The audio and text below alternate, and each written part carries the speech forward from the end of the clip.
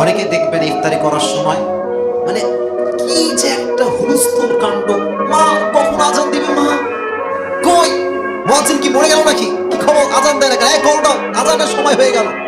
আচ্ছা আজান দিয়েছে, ওকে। সুন্নত হচ্ছে আগে খেজুর দিয়ে শুরু করা। দেখবেন বাঙালি আলু চপ বেগুনি যা পায় হাতের কাছে দিয়ে খাওয়া শুরু করে দেয়। এরকম লোক আছে না নাই? না না না না, এত তাড়াহুড়ো কিসের? যখন ইফতারের সময় হয়ে গিয়েছে, আলুও না, আলুর চপ না, বেগুনির চপ না, ডিমের চপ না, কিচ্ছু না, আমরা ফার্স্ট যেটা দিয়ে ইফতারি শুরু করব এটার নাম হচ্ছে খেজুর।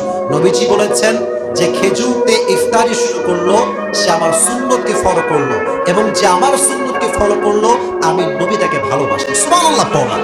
এজন্য আলুর চপ বেগুনির চপ দিয়ে শুরু হবে না খেজুর দিয়ে শুরু হবে? বলেন কি দিয়ে শুরু হবে?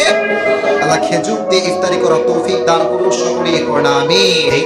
অনেকে দেখবেন আজান হয়ে যায়, রেডিওর আজানও হয়ে গিয়েছে, আবার সূর্যাস্ত মোটামুটি ডুবে গিয়েছে, ভয়ে খেতে চায় না, তবে আর একটু লেট করি, আর একটু থামি।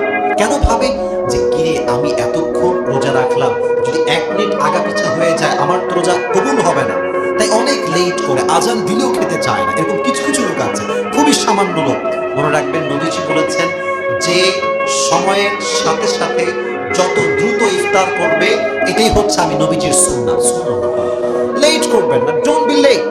যখনই আজান দিয়েছে, সময় হয়ে গিয়েছে, সূর্যাস্ত হয়ে গিয়েছে, তখনই আপনি ইফতারি করবেন। আবু হুরায়রা রাদিয়াল্লাহু তাআলা আনহু থেকে বর্ণিত, রাসূল কারীম সাল্লাল্লাহু আলাইহি ওয়াসাল্লাম বলেছেন, দ্বীনে ইসলাম ততদিন বিজয়ী থাকবে যতদিন মানুষ রাইট টাইমে ইফতারি করবে। ততদিন পর্যন্ত দ্বীনে ইসলামকে আল্লাহ বিজয়ের বেশে দিয়ে রাখবেন, ঝান্ডা উড্ডীন করে রাখবেন। এজন্য আমরা আজ থেকে ট্রাই করব যখনই সময় হয়ে গিয়েছে তখনই ইফতারি করার জন্য। রাজি আছেন তো ইনশাআল্লাহ? আল্লাহ আমার পূজার টুকরা মুসলিম ইকরামকে এবং আমার সমস্ত শ্রোতাকে বেঁচে থাকার তৌফিক দান করুন, সকলেই মন করে পড়া আমিন। আরো জোরে পড়া আমিন। আল্লাহর ওয়াস্তে সবার পায়ে আমার হাত। মুরব্বী যুবক, দয়া করে রমজান মাসে দাড়িতে কেউ হাত দেবেন না ইনশাআল্লাহ। পড়া কাউকে আঘাত দেওয়ার জন্য বলছি না। রমজান মাস হচ্ছে চেঞ্জিং এর মাস, পরিবর্তনের মাস।